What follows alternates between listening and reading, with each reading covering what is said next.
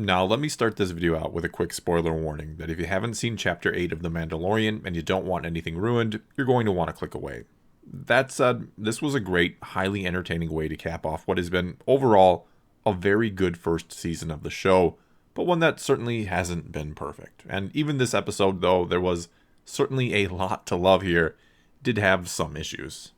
And I'm going to start with what was probably my biggest complaint with the episode, mainly because the episode started off with it, and that was I didn't much care for the opening scene with the scout troopers. And no, it's not because they were punching Baby Yoda, though I'm sure damn near everyone watching wanted to punch them or do worse. My issue was that it felt a bit too awkward and out of place. It felt too much like a parody of Star Wars. And I get what they were going for with this kind of humorous slice of life moment. You know, what troopers do when they're just waiting around for orders or on patrol or whatever else it might be. Something like how we're always hearing them discuss the latest model of speeder in the movies. But them pulling out their blasters and missing a target that's just a few feet away, and then joking about how the Moff has killed another officer, was a bit too on the nose or meta for me. And no, it certainly doesn't ruin the episode, and it's meant to be fun, but I could have done without it. I don't know that you want to continue to turn stormtroopers and their aim into a joke in-universe, especially considering later in the episode, we'd learn that Imperial troopers had taken out a bunch of Mandalorians. Mandalorians who, a few episodes back, we saw be truly badass in a firefight against bounty hunters, though I was happy that Death Troopers were bigger and taller than the regular troopers like they're supposed to be, and that they did look to be a bit more capable. There were then other small issues that I had, and I'll point them out as we go along here because I do like to talk about the good and the bad, but none of them overshadow the fact that this was an action-packed episode with a ton of cool and surprising reveals that also gave us a pretty good idea of what to expect out of Season 2 and likely beyond.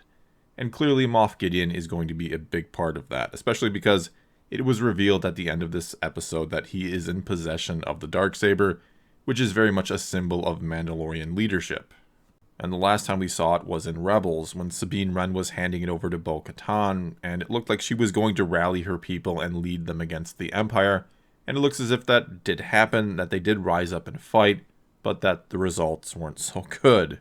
In this episode, we hear something called the Night of 1,000 Tears referenced by Moff Gideon, where apparently fields of Mandalorian recruits were gunned down, which begins to explain why they are so few in number now, and something tells me Moff Gideon had a big part to play in those events if he somehow got his hands on the Darksaber. Also, Gideon, in his rather long-winded speech about an E-Web, gave us some other interesting information, like the Mandalorian's real name, which he hadn't heard since he was a boy, and it's Din Djarin. However, Pedro Pascal, the actor who plays him, had let that name slip in an interview a couple months back now. We also learned that Cara Dune is from Alderaan, which further explains her hatred of the Imperials, since they, of course, blew up her homeworld. It was also clarified in this episode that no, Mandalorians are not a race, it's a creed or a way of life, that basically anyone can become one, just like Baby Yoda did in this episode when he and the Mandalorian became a clan of two, with the Mudhorn as their signet. And I think it's pretty clear from this episode that we'll finally be learning a lot more about Baby Yoda in Season 2, as the Mandalorian likely tries to discover what he is and where he truly belongs, because I highly doubt he's going to actually turn him into a Mandalorian, little helmet and all.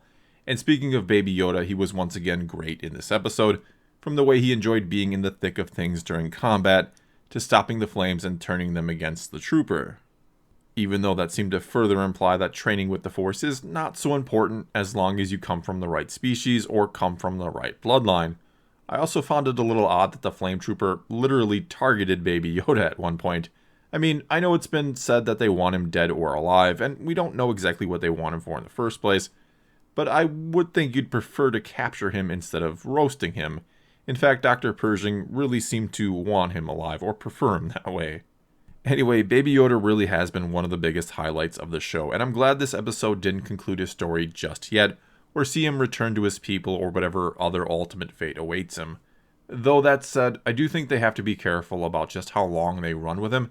Yes, he's awesome. Everyone seems to love him, but it is one of those things that could potentially wear out its welcome if it's overused, or if they try to make him a focal point for too long. And so I'd imagine that yes, his story will again be front and center at times in Season 2, but that it's also going to be wrapped up. Though I fully expect him to show up elsewhere down the road, to possibly even be an important figure in whatever post-sequel trilogy content we eventually get. And of course, he'll be older then, though still relatively young for his species. Likely he'll even become a Jedi, which in this episode we learn is something the Mandalorian has never even heard of.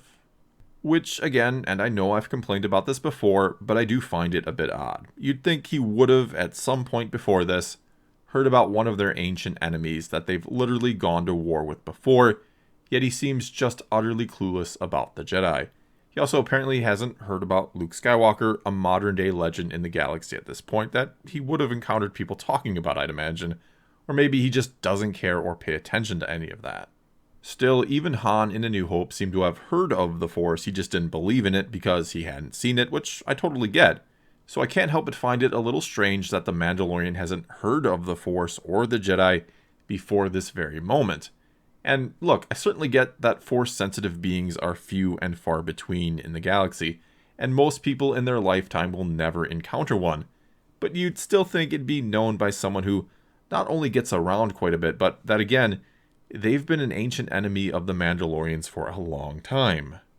Another thing I find a bit curious, especially in hindsight, is that the Mandalorian would have taken a job or worked for ex-Imperials in the first place, considering we now have it confirmed they are the ones responsible for the dire situation the Mandalorians find themselves in, that they basically exterminated his people. I mean, you'd think he'd hate them almost as much, if not more, than he hates droids. And speaking of that, we get to see who actually saved him from the B-2 battle droid when he was a kid, and it was a member of Death Watch. And I'm curious to know just when during the Clone Wars this happened, if this is when Pre Vizsla is still alive and in possession of the Darksaber, or if this is sometime after that, after Maul kills him and takes up the Darksaber and briefly rules Mandalore. Either way, there's a good chance that the Mandalorian, or I suppose I can call him Din Djarin now, encountered and knows who Bo-Katan is, which means the odds of her showing up in this series are going up and up. In fact, I'd be stunned if she doesn't make an appearance in the near future, even though I suppose there's a good chance Moff Gideon pried the Darksaber from her cold dead hands. Though that doesn't mean we couldn't see her in a flashback, I suppose. And though I was both stunned and delighted to see the Darksaber, perhaps the biggest surprise of the episode is that we saw the Mandalorian with his helmet off. I wasn't so sure we'd be seeing that for a while yet, maybe even a couple seasons. Though he didn't break his oath because no one living saw his face, and I thought it was a good, interesting dynamic between him and IG-11 in this episode. The guy who hates droids with a passion was sad to see one essentially die for them. Sure, maybe the whole thing was a tad bit rushed. Maybe we could have used more time than a single day to believe the Mandalorian had done a complete 180 towards him. But IG-11 did save his life and Baby Yoda's life, so I'll buy the gratitude and sadness. Just thought it could have been more impactful if there'd been more time to set it up. It was also great to see the Mandalorian get a jetpack, though I know some will say this again makes the show feel like a video game, where the main character keeps getting a needed item or power-up to deal with the next immediate challenge or level. And he certainly does use it and uses it very effectively right away, even though he apparently hadn't used one since he was a child, and the one who gave it to him thought he'd need some practice. Either way, it was very cool to see him take down Moff Gideon's TIE Fighter. And by now you're probably thinking that I've done a lot of complaining about this episode, and I certainly have, even though I loved it and I didn't intend to critique it quite so much.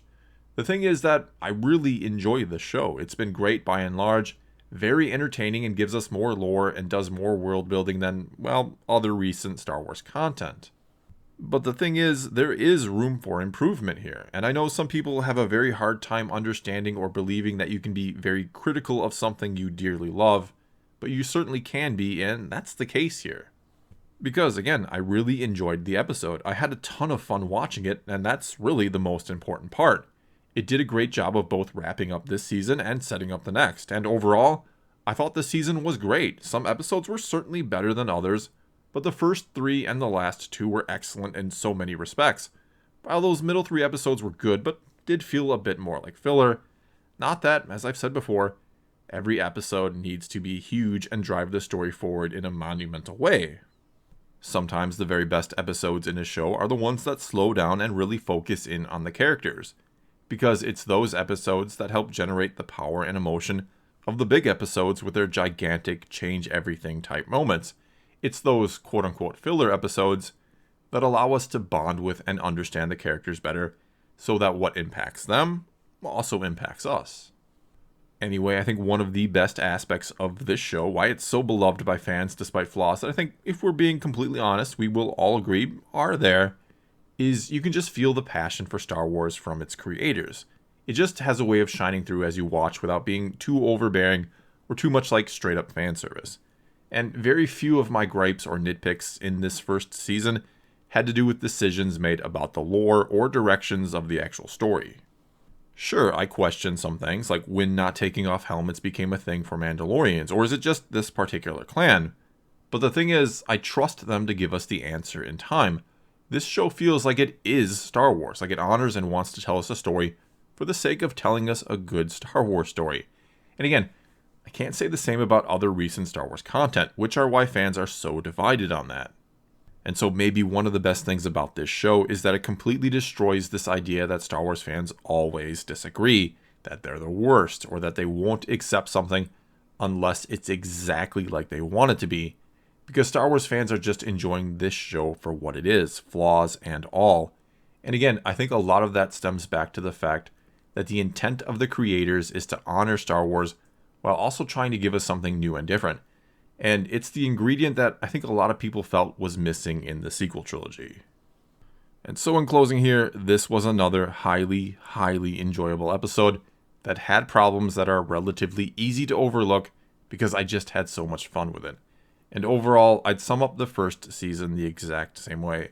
Highly enjoyable, but with some problems that, if fixed, would turn this show into an absolute masterpiece. This truly is the way. Well, that's all I've got for you this time. Now it's your turn to tell me what you thought about this episode, or the whole season, or you can go vote on my latest poll asking that very same question and leave your comment there. Either way, let's talk some Star Wars. And until next time, thanks for watching.